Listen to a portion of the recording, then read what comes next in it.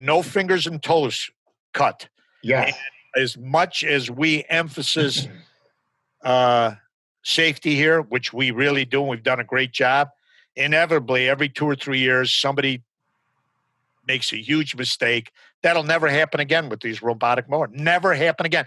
That in itself is worth the cost of admission.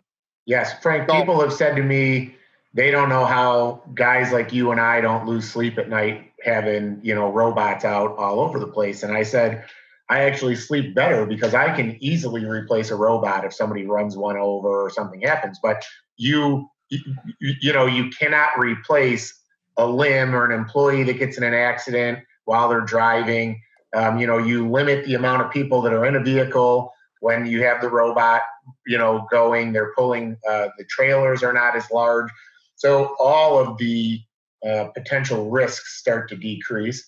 Your customers are happier because every day is a Friday. And, one of the things I always like to talk to, maybe you could elaborate more on it, because you brought up, your laborers, your entry-level laborers that we all can't do without. But, they call it the glass ceiling, but I've been calling it in our industry the grass ceiling, meaning, you get people that are really good at mowing grass, and then you need to keep that area filled.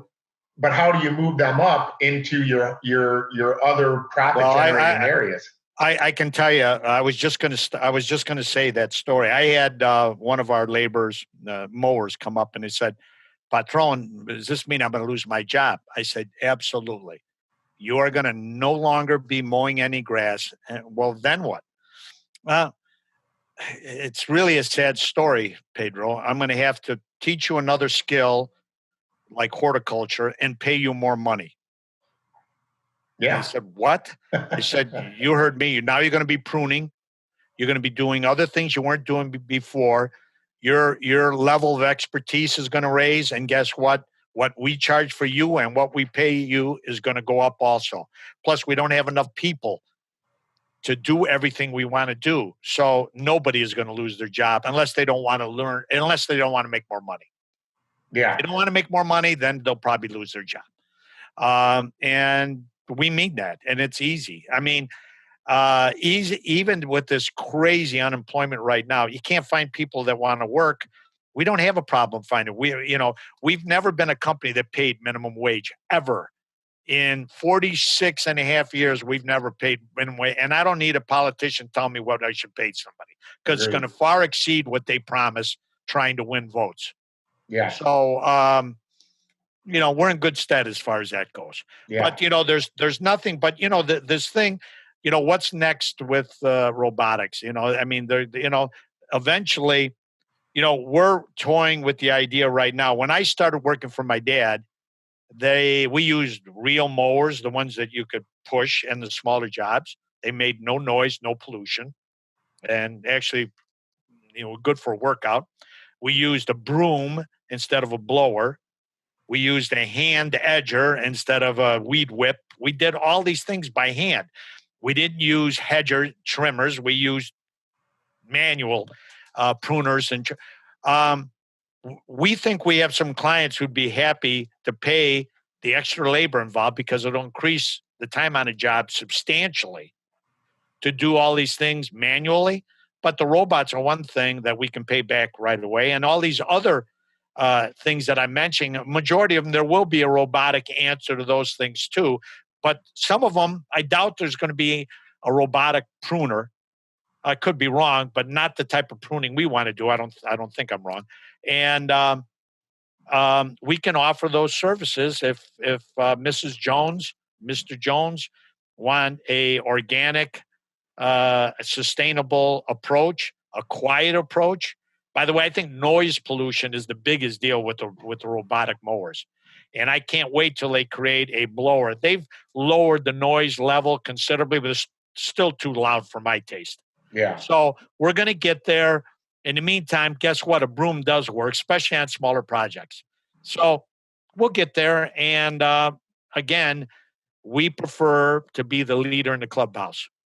And you're helping, you, young man, are helping us do that. Well, thank you. One of the things that I always thought was funny, when we finally met, is when I would tell the manufacturer, you should let me talk to Mariani Landscaping, they would say, the manufacturer could never understand why. It's actually ironic as we're having this conversation about noise pollution. My neighbor must be getting mowed right now, and their lawnmower just turned on. So I don't know if you can hear that in the background. But they asked why would Mariani want to buy from you, because you're also using them in your landscape company, And the one thing that I noticed when you talked about your nurseries was you thought in the beginning, why would anybody buy from the competition with Mariani plants? But you hit it on the head. People do it because you grow different plants and you don't do something that's boring. You have a differentiator at your nurseries that make people come to you because you did something different. And that's the one thing that I always am telling Julia is, as long as we are leading in finding the best automation for companies like yourself, so that you can get it out there and just take care of your customer, which is part of your vertical integration. You don't have to be dabbling and trying to find the best automation. And I think it's played itself out, just like you said, you keep the same pricing as long as we're offering, 20% fleet discounts up to landscaping companies. We're all in the same playing field and we're providing better service for our customers.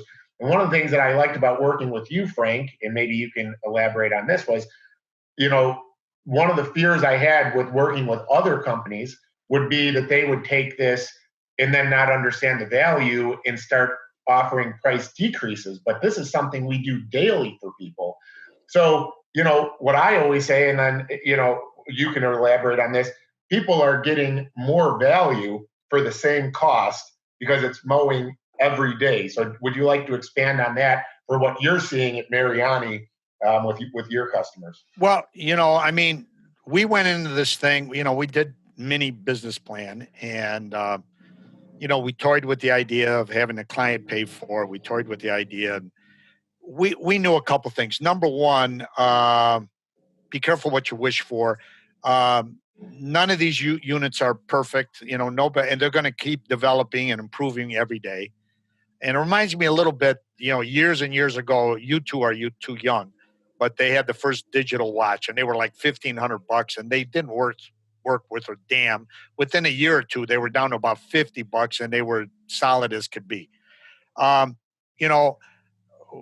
We were a little worried we'd pay a lot for these machines right now, which we are. And that the price would, they're going to improve, which they are doing every single day, and we're going to have obsolete machines. But I think what's important is we know that we can recoup the cost. We can actually spend more time making a client's property look terrific. Every day is Friday, and we have the capital to make this investment where a lot of our competitors don't. So it's a differentiator from between us and everybody else. Plus, other people, they're not risk takers, and we are. Yeah. So to me, it wasn't that risky, and we're still learning each and every day. And we're happy to have you as a partner that helps us learn from the things that you find, and vice versa. And so, therefore, I think we'll be the leader in the clubhouse for the foreseeable future. And I do think that a lot of the manufacturers look to us as a good mule, as a good test. And we're happy to do that because we learn from that too. So, all these things are, it's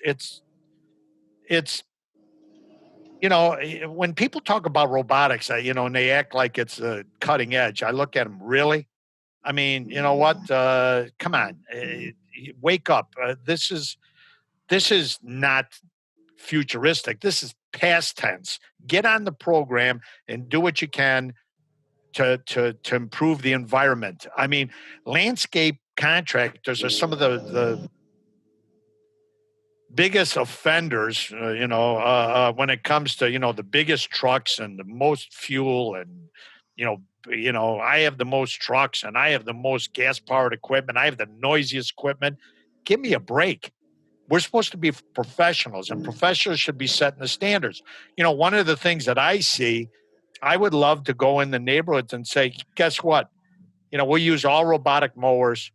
How quiet is your, and by the way, we'll take it one step further. We'll bomb in 20 trucks in one day for 1 hour and do everybody in your street if you could get everybody to agree. And you can have 1 hour of noise versus somebody does Julie's house at 10 o'clock, somebody does Joe's house at 11 o'clock, somebody does Frank's house at 12 o'clock, and you have a week of noise.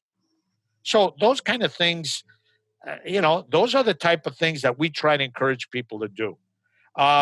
We had a meeting this spring with the village of Lake Bluff because there was a group of very angry homeowners that were just sick of blower noise. And so they asked me to come and speak. So I wasn't sure if I was going to get tarred, feathered. I thought for sure at least they'd be ridiculing me and yelling at me and all that. But I went there and I said, look, I got to tell you something. I hate blower noise, mower noise, trimmer noise, truck noise. I said, but I also like money. And I know that a lot of these noisy machines save you, the end user, a lot of money because to do it all manually, which I'm happy to do. Yeah. I'll send everybody. I got 600 guys at Mariani. We'll do it by hand, but it's going to cost you more. If you're willing to pay, we'll do it. I said, but I have a better idea. I know that Ron Fiocchi, we're testing these robots. You can see it up at Lake Forest Library every single day. Go look at them. See how quiet they are. That's one notch in our belt as far as improving the noise pollution situation. We're buying the newest blowers. They're not quiet, but they're a hell of a lot quieter than other ones. We're telling our team, don't have two blowers going at the same time. We're telling our team, run the blowers at half throttle. I got a standing ovation by the time I told them everything we're doing. I said, furthermore, I'm going to have a meeting next week at our office. As a matter of fact, so I don't scare people away, we'll have it in your office in Lake Bluff City Hall, if you'll allow it. And I'll ask Scott Byron and Rocco Fiore and Chalet and Scapoletti and everybody to join us in this effort to quiet things down. They were thrilled, and we did that. We got everybody to sign off. Look, we still screw up occasionally. I mean, about 3 weeks later, I was on Green Bay Road. I saw three of our guys on the parkway with three blowers. I almost had a heart attack. Yeah. But we fixed that problem real quick, and we're getting better all the time. So, well, and you said earlier, I mean, nobody's perfect. It's just it's the willingness to try to be as perfect as possible. So. Right. I mean, you saw your three guys and, you addressed it because you already spoke to it. But, the thing that's interesting to me is you said you called on some of these other companies. How receptive were they to your idea to bring these noise levels down? Well, I was shocked. They were very respect. They respect the challenge. And I think majority of them also want to survive and understand. Look, and I know you know this, Joe, and Julia probably does too, but communities throughout the country have adopted these no blower rules and everything. They all fail. The police don't have enough time to do their job right now. They sure the heck aren't going to start giving citations, for blower noise. They really aren't. And so you're asking the police to do something they don't have the time or the wherewithal to do. Yeah. And unfortunately, my big push to the larger landscape companies is, look, if they are going to give anybody a ticket, it's going to be us. Because they see the green and green truck. They know we'll pay our ticket. And so they're not going to go to the fly-by-night. They're going to go to us. So it's in your best interest to do something about it and be a good neighbor. Plus, what's wrong with being a good neighbor? So we got a lot of good PR from it.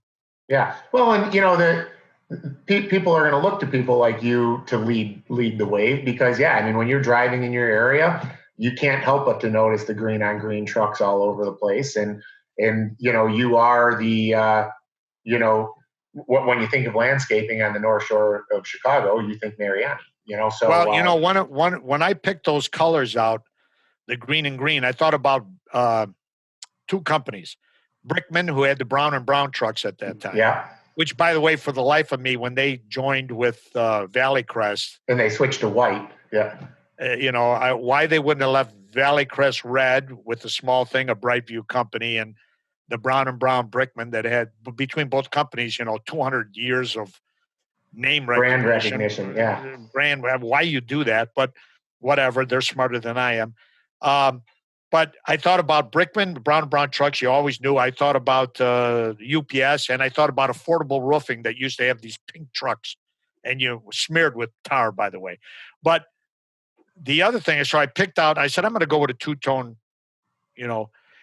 I looked, and ambulance and fire and everything was that light green, and I thought about it, and I said, "Oh my God, let's use this color. Obviously, it's a color that grabs people's attention.